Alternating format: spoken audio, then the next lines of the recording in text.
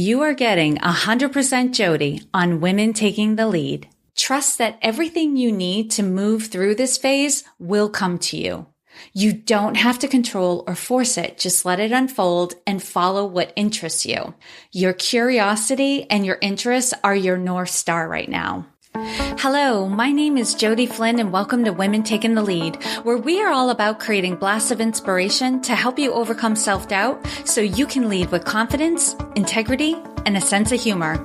Head over to womentakingthelead.com to join the community and get the resources to support you on your leadership journey. Now, your future awaits, so let's get started. Hello, everyone, and thank you for joining me today. I have had such a crazy week. First, the Agents of Change conference was awesome. I want to give a huge thank you to Rich Brooks, Amanda O'Brien, Lindsay Babian, and the whole Flight New Media team who made this such an awesome experience. A crapload of work goes into an event like that, and they made it look easy. Then I got to hang out with a lot of you. The Women Taking the Lead community was in attendance at the Agents of Change. What was really fun was the Agents of Change conference happened the day after the last 100% Jodi episode went live, in which I introduced the cycle of change.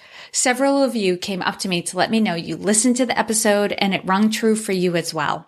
We had a lot of fun laughing about how much we resist the toss-in phase, but we're looking forward to the next. And for my new friends, if we met at the Agents of Change and you've just started listening to Women Taking the Lead, welcome. If you have not yet joined the private Facebook group for this podcast, you can find it at facebook.com/groups/women-TL. You can also put Women Taking the Lead in the Facebook search bar and you'll find the business page. Please like that too. And you'll find the private group.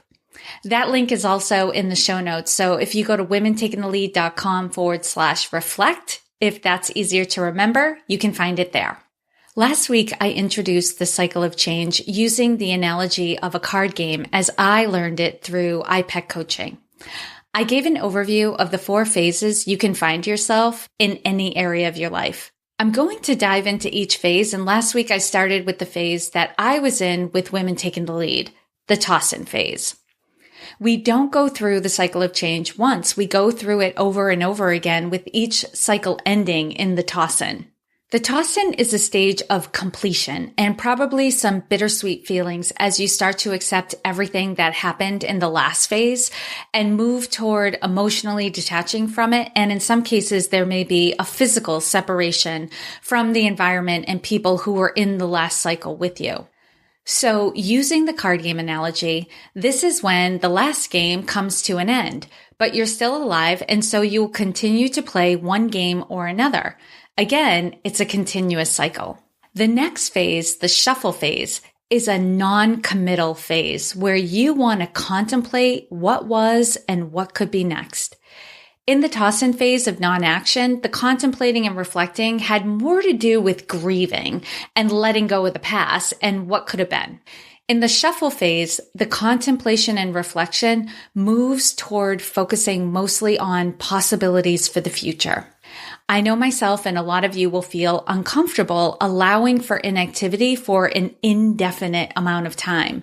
But believe me, if you give yourself the space to do this, you will then naturally begin to move into the part of the shuffle phase where you begin to research and network, and you will find the next thing that will re-energize and re-engage you.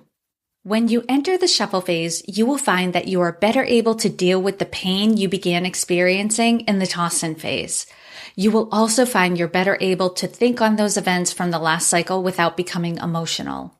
Rather, you can reframe what happened and logically process the information to find what worked and what didn't work, giving you more expertise moving into this new cycle.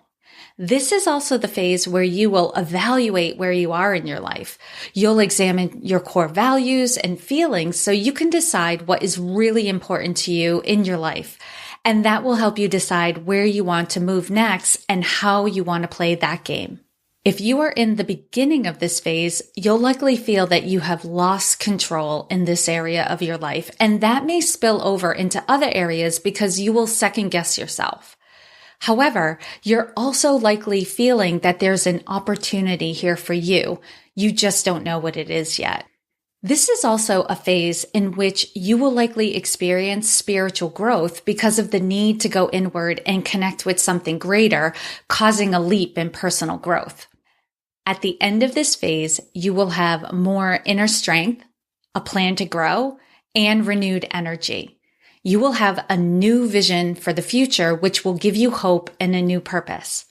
With all of this, you will have more enthusiasm going into each day and will probably be breathing a sigh of relief that you can now move on and do something.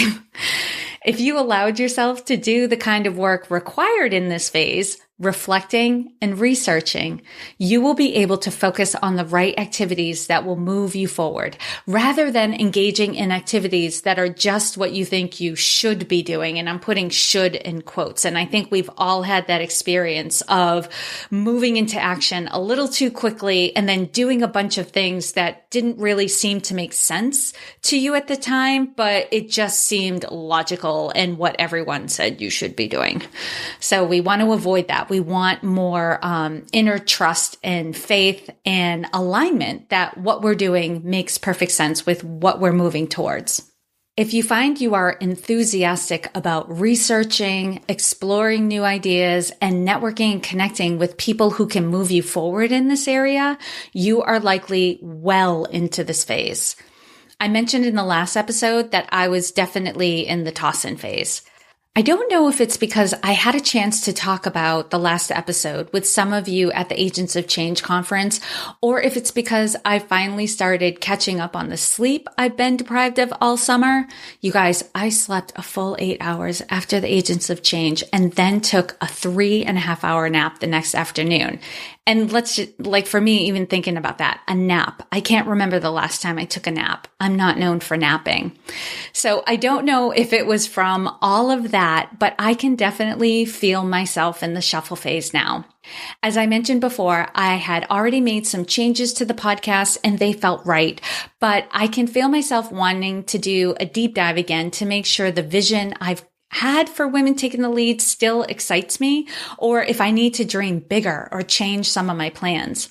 I've started working with a digital strategist who, just as a part of the discovery session, has gotten me to think about who I am, what my gifts are, who I'm meant to serve, and how I can best serve her.